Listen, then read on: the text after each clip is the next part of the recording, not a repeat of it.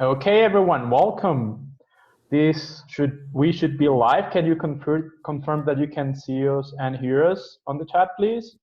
Just to make sure that you can see us and hear us.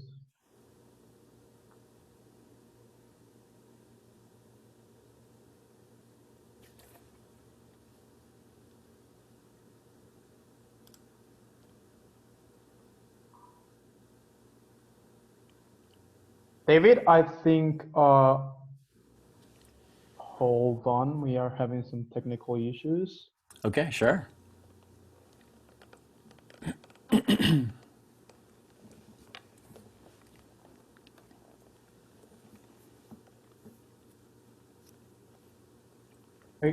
Okay, so I can hear myself back. I have some echo, but other than that, I think we should be good now. Okay, I can hear you great. Perfect. Everyone else can see us and hear us. Please confirm in the chat.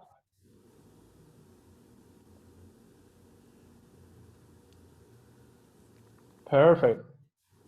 Okay, so thank you everyone for showing up.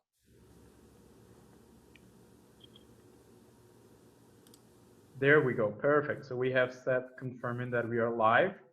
And I want to thank you all for coming today. David is going to conduce this workshop today and help us all understand a little bit better how to do electric guitar improvisation. So David, how are you? I'm good. Thank you so much for having me here, and hi everyone who's live watching us. Thrilled to be here. I'm excited. Perfect. So let's begin. Okay, well that was a short intro. I'm ready. All right. So, well, hi everyone. Those of you who don't know me, my name's David, and I've been teaching guitar mostly on YouTube. And when I was asked to do this workshop, I thought, what am I going to teach? Because I'm assuming there's a lot of people from all walks of life here. There might be some veteran guitar players, some beginners. I'm not quite sure. So I thought what I would do is kind of talk about improvisation on guitar. And I happen to use electric, but these concepts can really work with anything and even beyond guitar. And I thought I would talk a little bit about some key elements that I think can be useful for anyone, for people who have started their journey on the instrument, people who have been playing for a long time, and maybe break down some barriers that some players might have and try to open up new doors. So I thought we'd start just briefly talking about what improvisation is, really, because I think there's some misconceptions on the subject. Improvisation is not making things on the spot completely, because music is a language, and just like any language is used to tell stories or to communicate with others. And today we're going to focus on that communication aspect. So before we even touch the guitar, before I show you some things that we can do to get a little bit better, I want to suggest that improvisation is a conversation between two people. And it can be more, but we'll consider two people. So imagine you're going to a coffee shop, you're meeting your friend, and you're just kind of catching up. And in order to do that, you both need to have some common things. You need to have a common language. You need to have maybe a common story if it's your friend. And most importantly, a common topic of conversation. Improvisation is very much the same. When you are approaching an improvisation setting, you're meeting a friend. Now, your friend can be another player. It could be the band you're playing with, or it could be a backing track like this one you're hearing now. And this is your friend. You're meeting your friend and you're going to converse with that friend. Now, the thing with real life, when you're meeting your friend, you don't know exactly the words you're going to speak. You don't have everything planned out. So that's the aspect of improvisation. You are improvising every day, all the time. When you're meeting someone, when you're talking with someone at work, you are improvising in a way. However, you're using some words and grammar and vocabulary that you've already learned before. So I just wanted to establish that aspect. The problem that I've seen with a lot of players, and great players, and when I say problem, it's not a problem in the sense that they do sound great, but it's a problem for a lot of students who come to me because they feel unsatisfied when they improvise. And I think the reason is that they either have the mindset that they need to make up everything on the fly when they improvise, or the other mindset, which is, oh no, I really need to rely on things that I've done before. I need to rely on all the scales I know, all the licks I know, all the patterns that I know. And so there are these two different mindsets that oftentimes are very, very separated, and that's really the problem. So we're going to try to fix this in this workshop. When you play guitar, there's a lot going on, really. But we're going to classify this into two different elements. We're going to classify this we're going to call this the technique, in very general term, but what I mean by this is all the things that you've practiced hard and that you can do without really thinking about it. So that's maybe all the patterns. Hopefully you can hear this. All the patterns that you've learned. You can maybe do these without having to think about it, with talking, and that's kind of automatic playing that has its purpose. We'll call this the technique world. All the licks that you've learned that you can play without looking at your guitar, all those are the technique world. So it's a very hands-on approach, but it's not a very mindful approach. Your mind is kind of like separated from what's going on. Your fingers are just kind of doing the playing. And a lot of players are operating in that world. We'll call this the technique world. And it's represented by, I like props, by this cup right here with a T, okay? This is anything you're playing that is kind of automatic, it's in that cup. Okay, so as you're playing, that cup is getting poured out, with notes. Bear with me, if you've never seen my videos, you might think I'm a little crazy, but I promise we'll tie it up to the instrument in just a minute. So everything technical, everything that is automatic playing, it's going to be from here, from this cup. Now there's another cup, and it's this one right here. It's represented by an S. We'll call this soul. Okay, the soul. What do I mean by this? The soul playing, it's just a term I picked, right? You could replace it with anything else like feeling or mindfulness or whatever it is. That aspect of playing is maybe less challenging technically with your fingers. It's not very fast, it's not very technical, but oftentimes it's very melodic, because this cup, when I operate in this cup, what's really generating the musical ideas is not my fingers, it's not this. It's my mind, my soul, my heart. It's what's inside of me. And, if you're a musician, you listen to a song, and sometimes you can kind of free form over it, like sing the melody or make up a melody on the fly. Or if we have a backing track like this, I might be da-da-ba-ba, just imagining something. Da-ga-da-da-da-ba-ba. For example, just making that up. That's more of the soul thing. It's a vocal thing. So there's two cups, two ways of playing. We're going to tie it all to improvisation in a second, but we have the technical cup and the soul cup. And what I was saying earlier is that the problem that a lot of players have is that they either only operate in this cup, the technical cup. Great players, but sometimes it maybe lacks the emotional connection that these players might have with the audience. Or there's these kind of cups, the soul cup, which is very melodic, very heartfelt, but maybe not as exciting as what's found in this cup. Now, there's a lot of crossover. To be honest, I don't know any player that is solely operating in one of these cups. There's always a blend of both. But some players might have more technique, and some more soul. And I think the idea in this workshop is to kind of have two equally filled cups that we can use. There's one more thing before we get very practical on the guitar. When you're playing, and you can hear this with any guitar player who is improvising, oftentimes what happens is that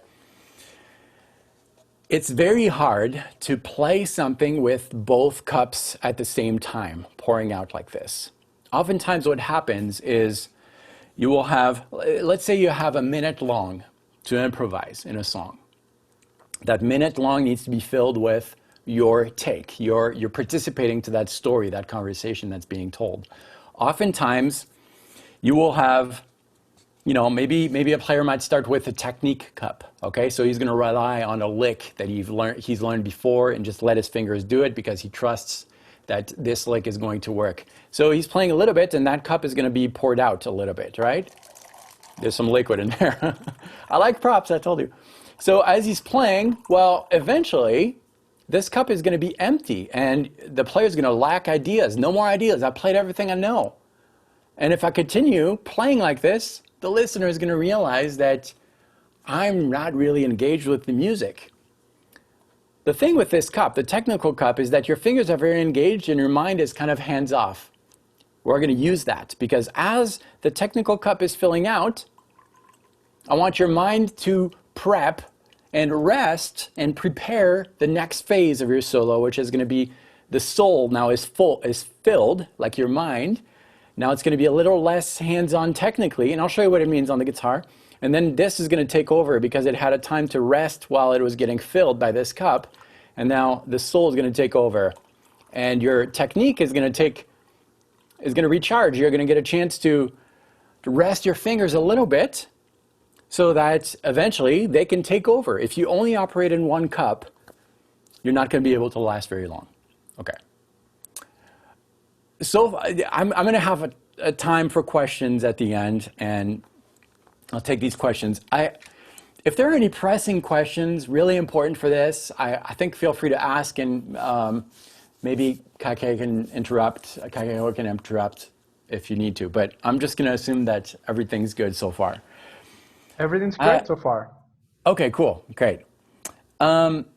I'm going to just demonstrate what these two cups kind of sound like to get a feel for that, and then we'll get into the meat of this workshop. But I think it's really important to clarify things.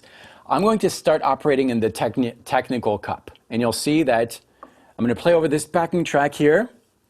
By the way, I've got some backing tracks for you guys. Maybe we can link that in the chat. There's a link where you can redeem these backing tracks for free. Don't do it now. Do it after the workshops, just so that you can practice with the replay. But I want to operate in the technique world for just a minute and just let you hear what it sounds like. At some point, well, we'll talk about it after.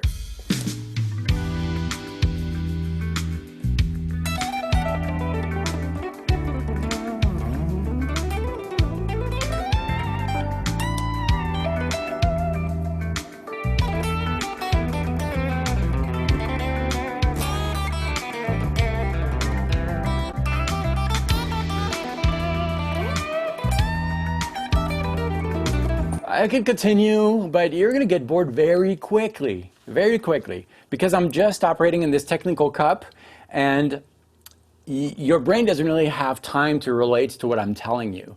It'll be the equivalent of meeting a friend and you're taking over completely. Very much like this, but it's workshop format, so I can't hear you. But if we were one-on-one in a room, I promise I would let you speak. But it would be just like that, like, I'm talking to you, and oh, this morning I had this for breakfast, and oh, how are you doing? I don't really care about that. I want to tell you about my day, and yesterday night I did this. That's kind of the equivalent of just operating in that technical cup. Now let's take a look at the soul cup. I'm going to play a little bit with that soul cup just to get a feel for it, and try to gather some key words that I'm doing here. We'll talk about those in a second.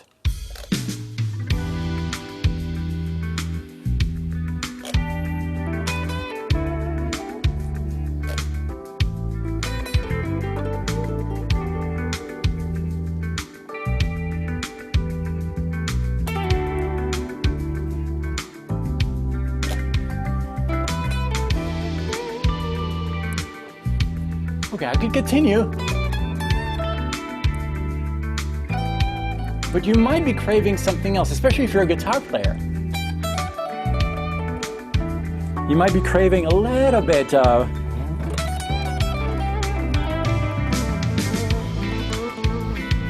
the technical cup injected in there. So, okay, that was just to demonstrate those two cups, and it's a balancing act. So we're going to try to think about that when we improvise.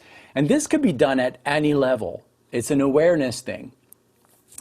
The technical cup, we're not going to spend much time on that because the technical cup comes very naturally as you play, as you learn licks, as you learn scales, as you practice. And there's so many lessons on that online that it's very easy to find. Just go on YouTube and look for, if you're into blues, blues licks or, metal licks or whatever it is licks. And just, there's tons of content on that. What we're going to focus on is on this soul cup. And I think that's really what's missing in a lot of players, and that's what I'm going to teach you today. By the way, the technical cup is also made of all the theory stuff, like the scales, the modes, and all those concepts are in that cup as well. Okay, anything that is kind of like nitty-gritty. It's important, but that's in the technical cup. The soul cup, how do you work on the soul cup? How do you work on communicating something that will have an impact on the listener? Well, there is an acronym. I think, is acronym when you have like a word and you take the first letter of each word and it becomes something else? Hopefully we'll go with it. I'll call it acronym. The acronym is LOVE, L-O-V-E. Each of the letters, L-O-V-E, stand for one of the components, I think, that are necessary to put you on the right track to fill in the soul cup. We're going to go through the 4 components. L is for lyrical, lyrics. O is for obvious. V is for visual. We'll talk about that a little bit. And then E is for expandable. By the way, English is not my first language. So if you don't know me, now you know. So sometimes I might use the wrong word. Great. It makes for a great workshop. But French is my first language. So pardon my English, every once in a while I use a bad word, a wrong word. But L-O-V-E, okay? Lyrical, obvious, visual, expandable. Let's go through these 4, and then I think that's really going to put you on the right track for improvisation. And these can be worked not just with your guitar, really in any areas of your life. Lyrical, lyrics, words, music being a language. We're going to look into the written language to gather some ideas. And, I forgot another prop. I was going to bring it. If you have kids, just grab a kid's book in your kid's bedroom. And the simplest, the better. But, Mary had a little lamb, for example. Okay, I'm just going to use that as a lyric. Mary had a little lamb. The reason we're going with kids' books is that the sentences are very simple to memorize. Mary had a little lamb. What's the rest of the story? I don't remember. We'll just go with that. Mary had a little lamb, okay? Simple is enough. What are we going to do with that? Well, I could say it this way. Mary had a little lamb. Or Mary had a little lamb. Or Mary had a little lamb. Okay, lots of ways of saying the same exact idea. That's getting into improvisation a little bit. Taking an idea and transforming it so that it communicates something new. Now the problem in this context of improvisation is that we're playing with someone else, in this case the backing track. So this means that whatever this backing track is saying, that's going to be the canvas, the landscape on which I'm going to add my own touch. A story is being told. Did you notice when I played the more in the soul mode, the first thing I did was nothing. I didn't play anything because the backing track is establishing the story, the landscape. And then I'm going to add on top of it. In this case, I'm going to add the lyrical element. Mary had a little lamb. I'm just going to say it. No guitar. I highly suggest if you're a guitar player, try this. Put your guitar down. Because as soon as you have it in your hands, you're starting to switch your mind to, oh, I'm a guitar player. Therefore, I'm going to start gravitating around the licks and the things that I've learned, part of the technical cup, and you're going to automatically operate in that technical cup world. So putting the guitar down really puts you kind of naked with this track, and you have to be yourself, search within for the ideas with the help of a lyric. Mary had a little lamb. So we're just going to say that. Put yourselves in the shoes of a really bad rapper, or good, I don't know. Simple. Mary had a little lamb. Okay. Or Mary had a little lamb. See, I improvised a little bit, repeated a word. Getting some ideas. There's no pitches there, just rhythm. Mary had a little lamb. Mary had a little lamb. And so forth. Okay. Lyrical. That helps you get into the groove a little bit. Now, there's more we can do with this, but let's now grab our guitar. Because we are limited on time, I can't really get into scales and things like that. But it's really an ear thing at this point. I'll tell you more about how you can expand your scale knowledge in a little bit at the end of the workshop. I'll give you a solution for that. But we're really looking at what's inside with those lyrics. So at this point, we need to put the guitar down again because I forgot something. We're going to add some pitches. We're really going to sing it. Just try to imagine something as a singer, not a guitar player, a singer. Simple. Mary had a little lamb. It's so cheesy, but the cheesier the better, because people will remember that, and we'll make it less cheesy in a second. So, Mary had a little lamb. I think that's what I did, maybe. Mary had a little lamb. Yeah, I like that. Now we're going to fish around for these notes. Da da da da da da bum bum bum. Okay. Ba ba ba ba ba ba. Okay. The process might take a little longer. You might mash ba ba ba ba. There it is. Just try to find those pitches, make it comfortable to play. Now we have this starting idea. We'll try it, okay?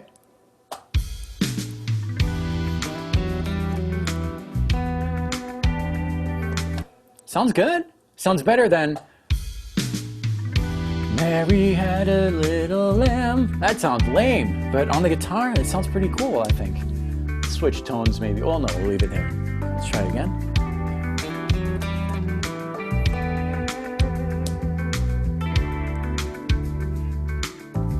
And then nothing happens. There's some breaths. The fact that we're finding ideas with our mouth first forces us to really have simple ideas that don't last too long. And that's another key component of improvisation. There's a third participant to the improvisation context here, and it's you, the listener. There's me, the canvas, which is the backing track. I'm adding to the story, and you're listening, and I want you to join into the story by listening to what's being said to you, enjoying it, hopefully, and also participating to that in your mind. How many times have you heard a song that you really like, you're really getting into it, and then you start making up stuff in your mind, like you start hearing harmonies and things that are not necessarily there. You're participating to that.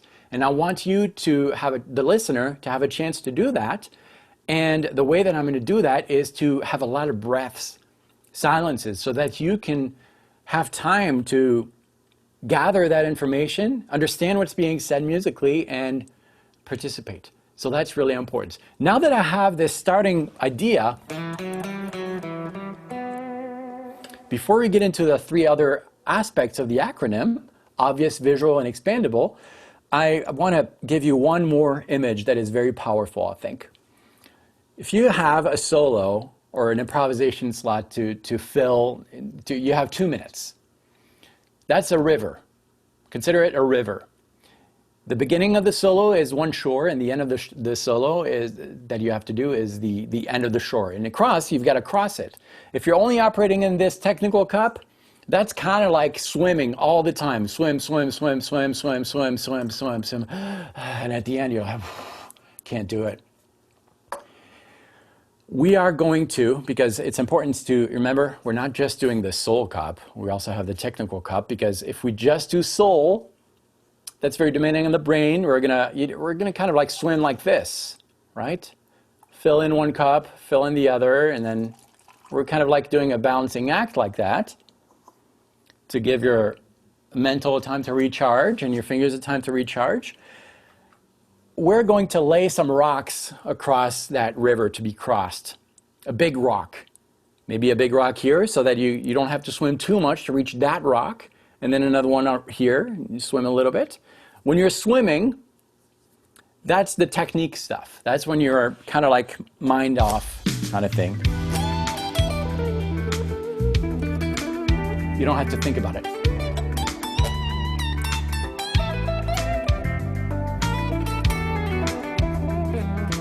I'm swimming. The rocks are the soul rocks. Now that first thing that we found, we were in the soul realm, because love, lyrical, obvious, visual, expandable, those components are found in the soul type of playing. And again, those words are kind of made up for now. Don't Google, how do I play, in the soul cup? You're probably going to find one of my videos. That's it. But hopefully you're following so far. So that first rock is something we can confidently stand on. It's simple to remember. There's some breaths in there, simple to play. And then we're going to have another rock later on. So those strategically placed rock are going to be really useful. In between, you can do some free form playing. You can do some scale things, or you can continue in that soul realm with the last part of the love formula, expandable. We'll talk about that in a sec. Okay, so lyrical. Start with lyrics is very, very helpful, rhythmically, and also use your mouth to just sing something. If you don't have any idea, grab a book and just sing the book over the backing track. If it's completely off, try to hear that it's off and try to fix it. You don't have to be a good singer, because a tuned guitar is going to take care of that, but it's important to start there. Okay, that's for lyrical. O is for obvious. Obvious is something that comes very naturally. It's very tied to lyrical. Obvious, you saw that when I was singing. Da-da-ba-da-ba-da-bum. It's the first thing that came to mind. Very obvious, very simple. Sorry. That's another obvious one to me. Maybe your obvious is going to be different, and that's great. That's awesome. Don't try to be this player. Try to be you. Focus on who you are. That's very important, and that's something that I want to hear, that everybody wants to hear your story. Okay, so obvious, simple. The first thing that comes to mind is often the best one. That's why I said that a cheesy idea, something kind of lame, that you're almost embarrassed of, those are really going to stand out. Think of all the super popular melodic things, like the Top Gun theme.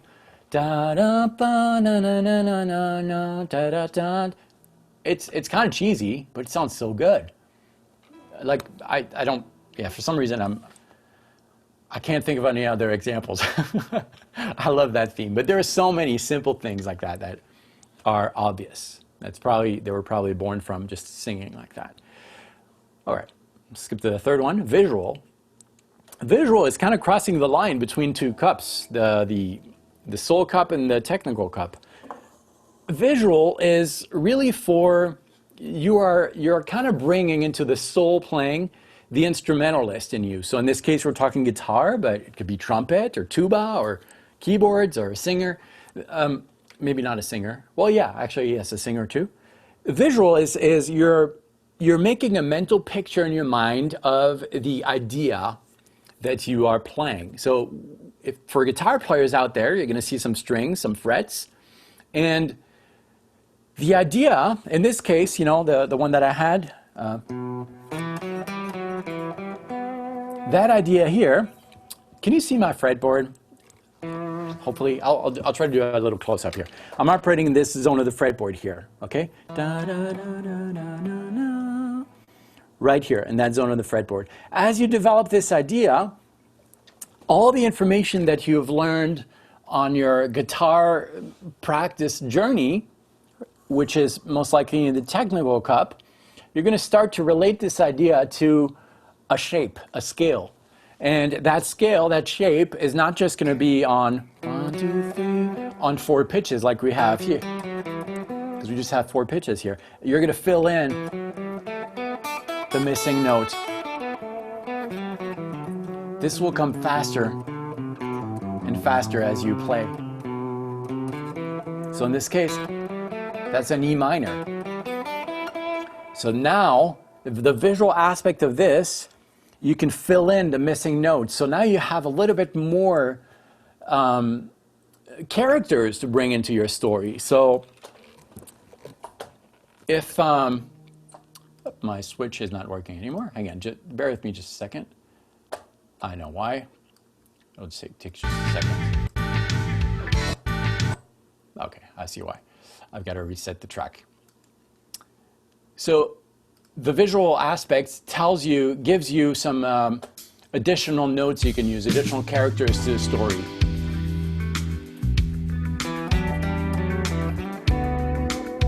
Because I filled in the blanks.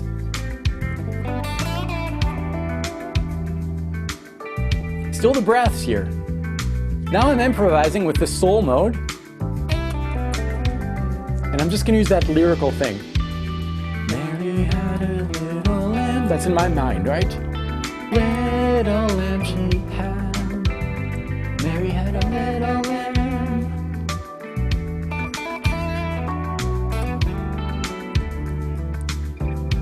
If you're in my mind, you'd freak out. You'd be like, what is wrong with this guy? But you're not in my mind. But in my mind, I see some lambs and a Mary.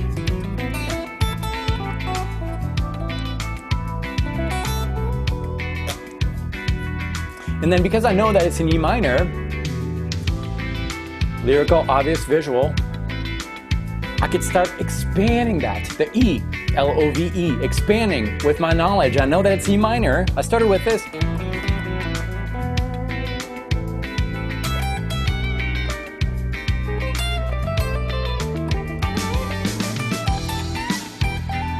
All these 4 elements, lyrical, obvious, visual, expandable, are in that soul cup. Now I said that if you only operate in that soul cup, the audience is going to get a little bored. You want a little excitement. And so that's where I'm going to bring in my technical cup. So now that you understand what, T for technical. Now that you understand, I'm going to try to improvise a little bit over this, operating in both modes, okay? And see if you can recognize what I'm starting with. So I'm going to start fresh. The first thing, and you know what? We're going to change things a little bit. I'm going to use another backing track just to reset your ears a little bit. This second backing track is also included in your download that hopefully is in the chat room. If not, maybe we can post it again one more time. So this is another conversation I'm joining, right? I'm joining my friend at a coffee shop. I don't know what I'm going to say, but I know my friend, and I know that we're going to talk about, you know, probably catching up on life events and things like that. And the setting, the setting of the conversation is going to be that casual conversation, which we'll call blues. Because most people have heard that before, and so it's a common setting. It's easy. We've got some things in common, so let's try that.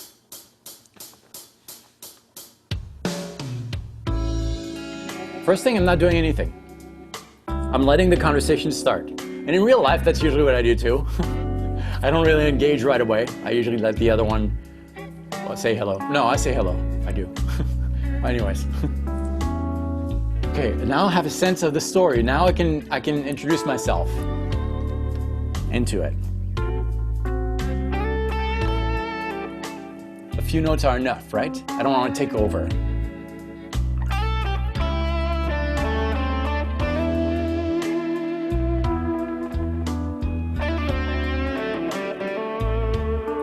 All these breaths.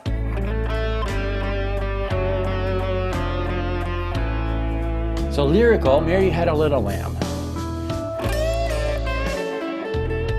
Did you hear it there? Mary had a little lamb. Mary had a little lamb. Little lamb. I'm getting a little mentally drained here because it's hard to sing Mary Had a Little Lamb over and over and think about the breaths. I need to give my mind a break because this cup, the soul cup, is getting pretty empty, but that's okay because I'm filling up my technical cup, which is going to take over.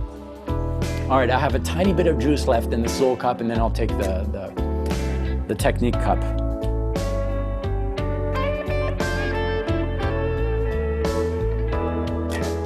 Okay, technique cup, come over to the rescue.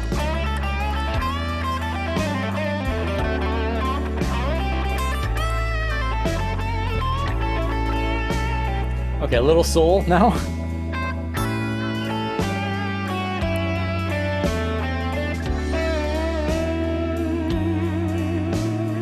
Technique cup, come to the rescue.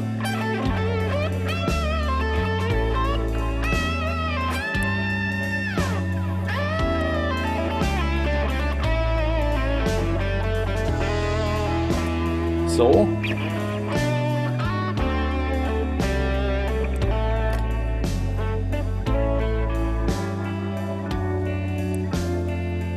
Okay, let's see if you got it. Is this soul or technique?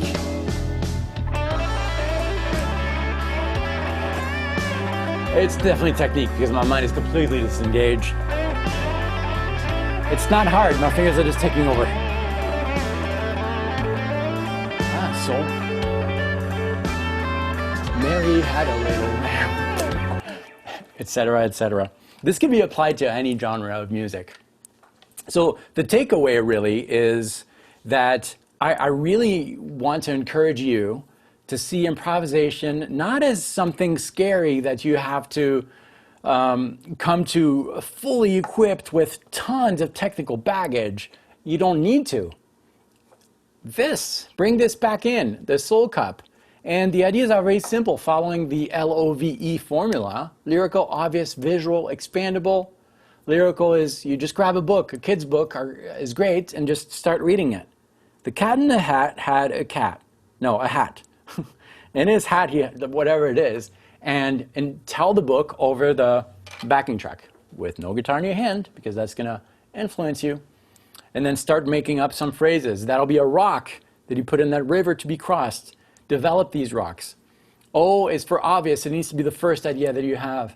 Visual is bringing that to the instrument now, figuring out what those notes are in a position that it looks kind of familiar, and you will always find it. If you've been playing for a couple months, you will always be able to relate that to maybe the minor pentatonic scale and something simple. And expandable is something you can take, but you can expand on it. You can build on it. And the expandable part, there's another aspect of that I need to touch on. I could talk about this for hours, so Kakeho, please interrupt me, because I could go on and on and on. So when it's end, tell me. Feel free. Okay. Expandable, there's another aspect of this that I haven't really covered. So back to the Mary had a little lamb. No, my voice, gosh. You can expand on that by making other phrases, sentences, with different rhythm aspects that are kind of close to this original statement. So maybe I'll have Mary had a little lamb, mix some words and try to develop something like that. Expand the idea, repeat it maybe a little differently instead of wrong backing track, but okay. Mary had a little lamb, little lamb, little lamb, Mary had. Something like that. You can expand on the idea. I feel that I'm missing something important that I really wanted to tell you. Yeah. Back to scales, just a little bit. The scales of a song. That could be a massive rabbit hole. where you feel that you need to learn, there are so many scales, you can make your own scales, modes, and kind of the same thing. I'm going to simplify that.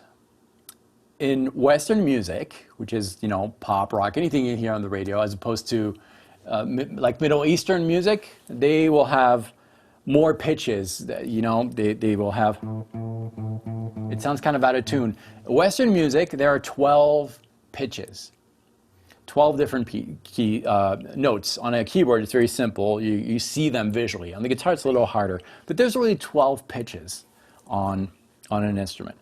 Let me play these pitches for you. Here's the first one, 2, 3, 4, 5, 6, 7, 8, 9, 10, 11, 12. And then it repeats a little bit higher, but this note and this one, they have the same function. I need to tune real quick. But there are 12 pitches in Western music to pick from.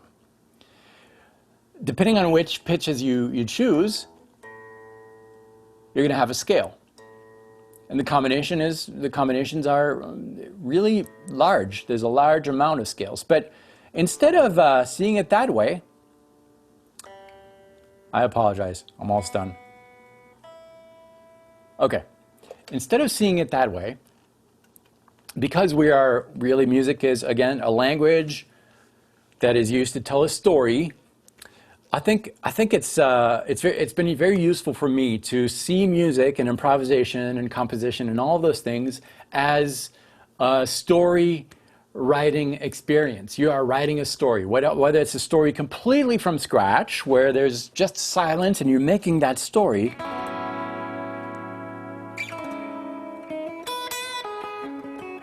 that's really easy because no one is there. I'm the only storyteller, right?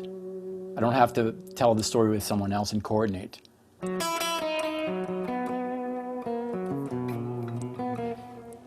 However, when you're playing with someone else, you have to coordinate, use the same language and all that. So, music, I see it as a storytelling experience, but it's not any story. It's a visual story, a living story. So imagine that you're going to tell a story. And in order to tell that story, you have in front of you 12 different actors that can play the parts necessary to the story. 12 pitches, right? 12 actors, 12 pitches. Now, these actors are going to take different roles. Now, there's one more thing you need to know about music in general. I'm making some generalizations here. Of course, there are some exceptions. You can break the rules, but let's keep it simple. Every story you tell can have up to 7 different characters. All right. And you have 12 actors in front of you to pick from. I'll pick this one. 1, 2, 3, 4, 5, 6, 7. 7 actors amongst these 12 different pitches. Depending on the actors you pick, you're going to have different types of stories. Happy stories, comedies, dramas, tragedies, depending on the characters you pick. These characters, can be up to 7, are going to have different names. You have the main character, the hero, or the villain, but he's the main character. He's number 1, or we'll call him 1. Or Root, another name, fancy name, or 1. And then you have the second character in a story. That second character is close to the 1, close friend. You have the 3rd, the 4th, 5th, 6th, 7th. You can have less. Some stories are made of 5 characters. 5 pentatonic scale. For those of you, for guitar players out there, you know what I'm talking about. 5 character story made of a pentatonic scale. And there are multiple pentatonic scales. Multiple stories told with 5 notes, 5 characters. Why is that? Well, it's because these characters, up to 7, can have different personalities. Happy, sad, stable, perfect, elevated, augmented, a little depressed, diminished. All those terms are interchangeable. Those are your scales. And if you visualize this is just kind of a side note, but when you're working on gathering some things in your technical cup, which also includes all the theory and all the mathematical things, the less soulful side of music, well, when you're approaching learning scales, I suggest approaching it like You're telling a story. So if, over this story here, for example, which is the blues, usually you have a cast of 5 characters in there. You have the main character, very stable. If you just play the main character, it's always going to work, but it's like, ah. And then you have a third character in there, the third. You don't have a second, you have the third. And that third character is a little down, little minor, instead of major. Ooh, that clashes. Why does it clash? It's because I used a major character over this backing track that has a minor character on there. And then you have a 4th character, a 5th, and a 7th character. 5 characters total, 1, 2, 3, 4, 5. That's how you build scales. Think of it as characters. I'm getting carried away. I hope all this made sense. I'm expecting some questions on some of the things that I said, and I think they'll probably lead us to a little more teachable moments. How's that? I'd love to answer some questions if there are any on here. Yes, that's great. It's been amazing, David. Thank you for this. If you all want to get David's course, you can just click on the button on the top of this video. So let's begin with the questions. And if you guys have more questions, please type them on the chat. So Ting asked, how does one break out of the blues box? That's an awesome question. Something that comes up often. So back to the set of characters. The blues box is a 5-character scale. So there are 5 notes in there. I'll consider to be an A. So we have these 5 characters in the story. 1, 2, 3, 4, 5. If we were to analyze the characters in this cast of 5 characters, technically speaking, musically speaking, and I think you will know what I'm talking about because you asked the question. We have a root, a minor 3rd, a 4th, a 5th, and a minor 7th. These are the 5 characters that we have. So we're missing the 2nd, and we don't know what kind of personality that 2nd has. Is it a major personality or minor personality? We don't really know. And we're also missing the 6th. And does that 6th have a major personality or minor personality? We don't know either. But the first step is to understand that you're only 2 notes away from really breaking away from the blues box, just playing in the blues box. You just bring in these 2 additional characters, and you'll start breaking out of that. Now, when you study music theory, you'll discover that most of the times, the 2nd character that we're going to add in is major. And that character is only found 2 notes higher than the main character, than the root, so right here. So if you're an A, you'll have frets 5 and 7 right here. And then the 6th character is oftentimes major, and that character is found 2 frets higher than the 5th.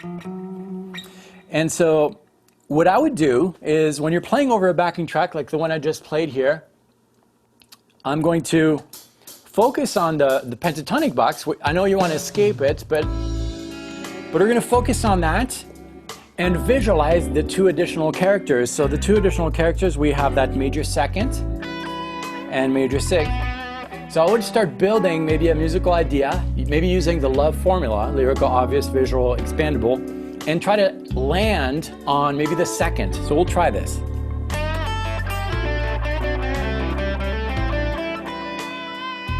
At first, your ear might be, ooh, that's a little strange, because you might not be used to it. But the more you do it, the more you can add that. It starts to sound a little better.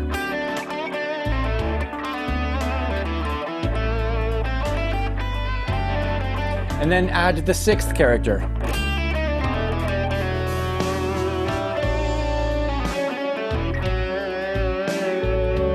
Give it a chance to live and establish himself, but that's what I would do. Like, use the pentatonic scale, the blues scale, as your main story, and then add these 2 additional notes. First, it's going to sound a little, scholar, maybe not very soulful, but eventually you'll get used to it. So that's what I would do. And the course talks about all that too. So, great question.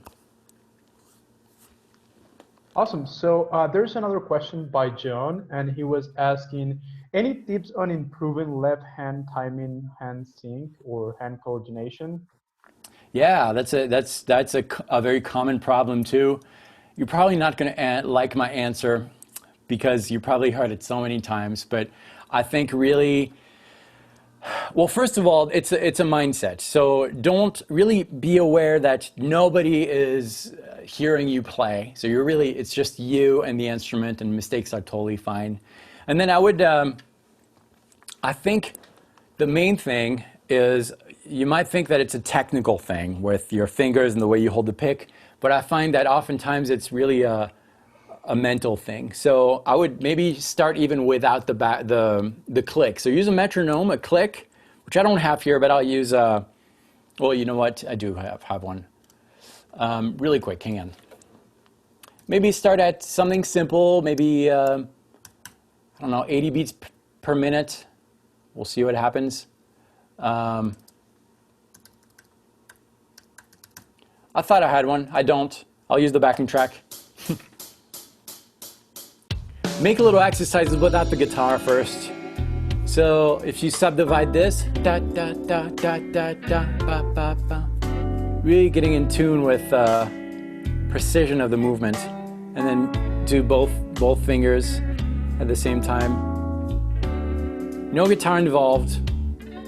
You're really trying to become one mentally with the rhythm, really feel it, bounce and that kind of thing. Practice really slow, and then just make yourself little exercises, whether it's with a pentatonic scale. Really trying to lock into that tempo. And then as far as synchronization, one thing that has helped me is, as you're doing that exercise, whichever exercise it is, whether it's going up and down the scale or maybe a chromatic thing, 5, 6, 7, 8, 5, 6, 7, 8, 5, 6, 7, 8. Do the exercise looking at your left hand and really trying to put the pressure on the string as you want it to sound, the same exact moment. You don't want it a little bit before, you want it right at that time. And you're just looking at your left hand, and then do the same, looking just at your right hand. Visually looking at those. If you make a mistake, just go again over and focusing on that super precise thing, and then do it with your eyes closed and imagine what your left hand looks like as you're doing this. That's very helpful too. And then imagine what your right hand is doing without looking. And think of it as a machine, a very well-oiled mechanical machine that everything is super precise. A lot of it is in your head, but that's a great question, and you can do it. I know you can. Go on to the next question. Tim also asks, how does one practice alternative between soul and technique? Any good exercise to recommend? Can you repeat the question? I think I got it, but... Yeah, so basically Tim was asking whether you have any good exercise to practice between soul and technique. Okay, yeah. I think again, it all the mind is so linked to everything you do. I think and I don't want to minimize the time you spend on the guitar. I don't want to sound like, just this weird, everything is in the mind. The physical has to be there. But I think just being aware of which cup you're using as you're playing will give you an indication of when you need to switch. And don't be afraid of resetting with silence. And we do it when I'm talking to you here. It's almost like a chess game where I have this main idea. I don't know what my next word is going to be, but I have this overall next idea, and it's being aware of where you're going and how much you can talk before you need to take a breath and a pause. And I did it just earlier. I answered the question, and then I felt, okay, I really out of ideas now, so I'm going to try to transition smoothly, hopefully, to ask if you had another question. It's the same thing that happens when you're playing. If you feel that you're starting to feel a little tensed in your playing and a little nervous, it probably means that you need to switch gears, switch cups. And a lot of it, well, I think what's helpful too is, again, putting the guitar down. I can't stress it enough because this is often a barrier. We forget that this is just a tool. I say it often, but this is your pencil. You're the author, and the pencil doesn't tell the story, you do. So putting it down and just thinking, air guitaring it, you know? All right, I'm gonna start soul. Da, da, da, ba, bum. And then a little technique. Something like that.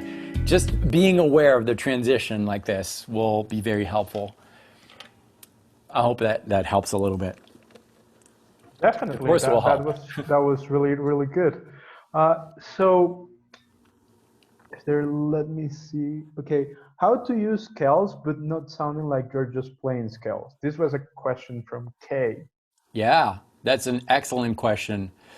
I think what he means by sounding like scales is this kind of playing where it's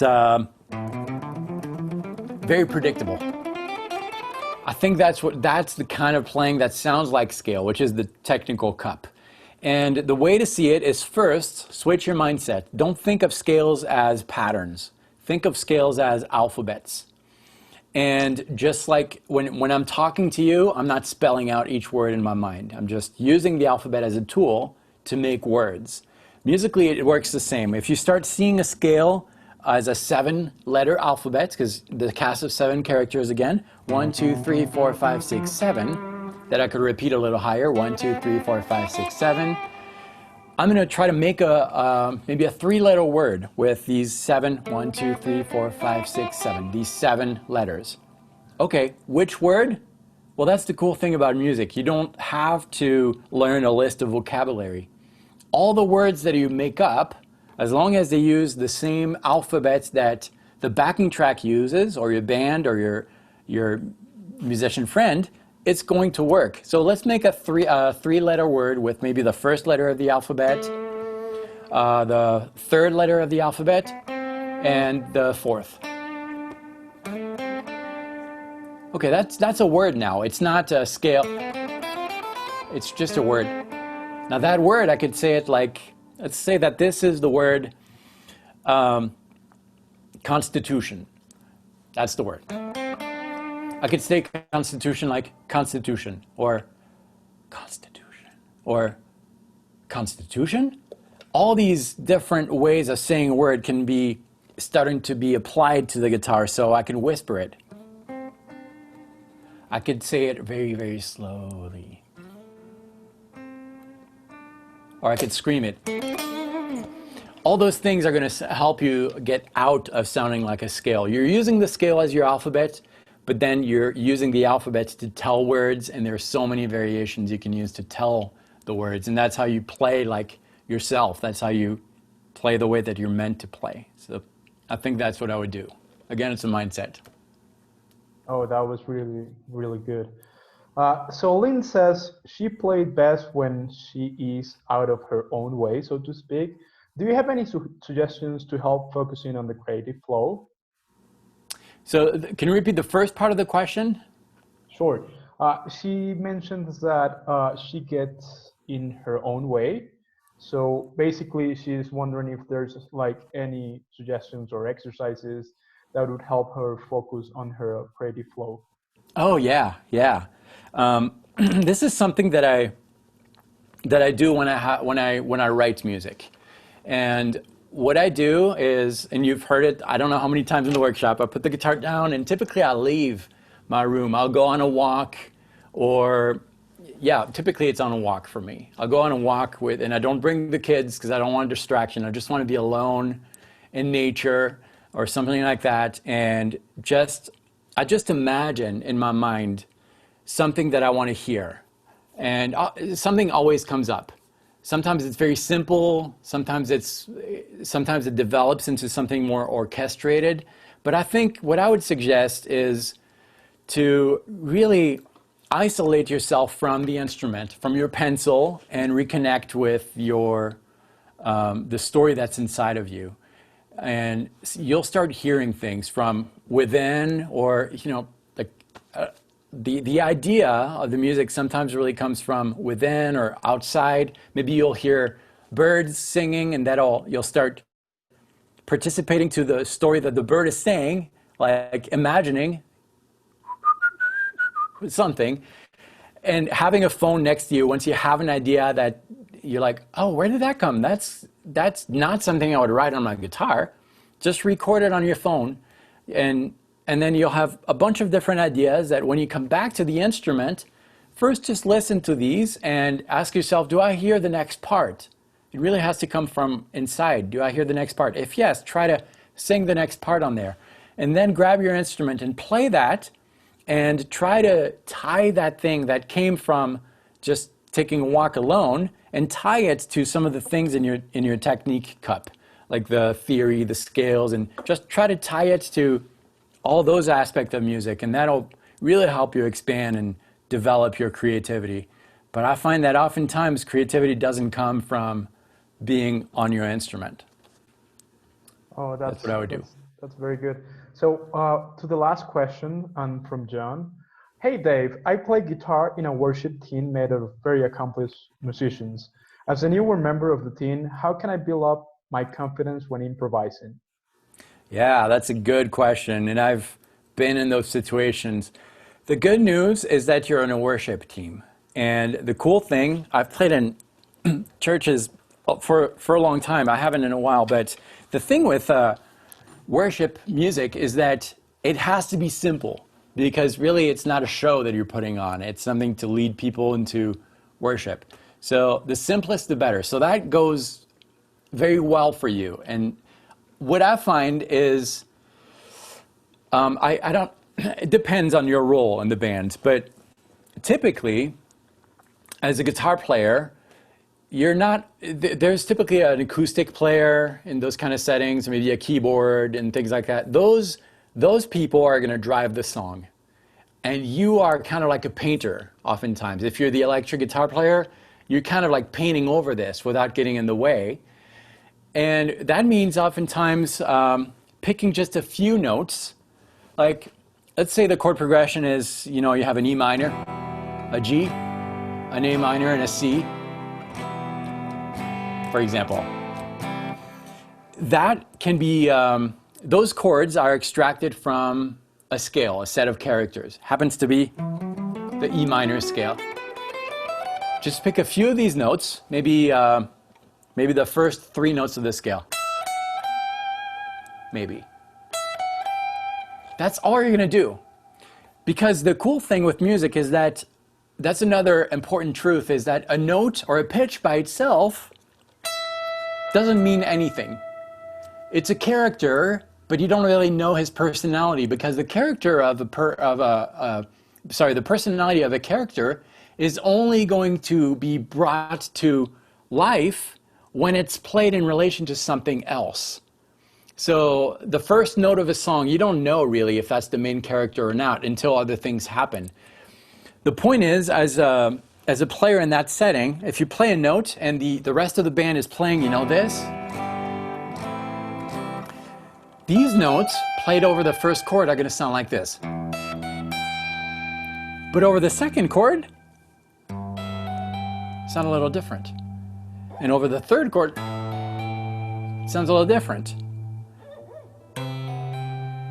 Same exact notes, but you are embracing the fact that a note can become different things, and that's usually very enjoyable for the listeners, and it will make you sound really blended with the with the band. So that'll be my tip. Simplify things, focus on tone, add delays, reverb, and you'll be totally fine. But yeah, best of luck with this. I think you'll do great. Thank you so much, David. This has been really great, and I want you all to thank David on the chat for this amazing workshop. And if you also want to grab his course, you can get it on the top of the page. And I have also shared all the tracks that were played on this workshop on the chat as well. So thank you so much, David, for this amazing workshop. Yeah, thanks everyone for tuning in, and thank you so much for all the good questions and staying to the end. Thank you. Awesome.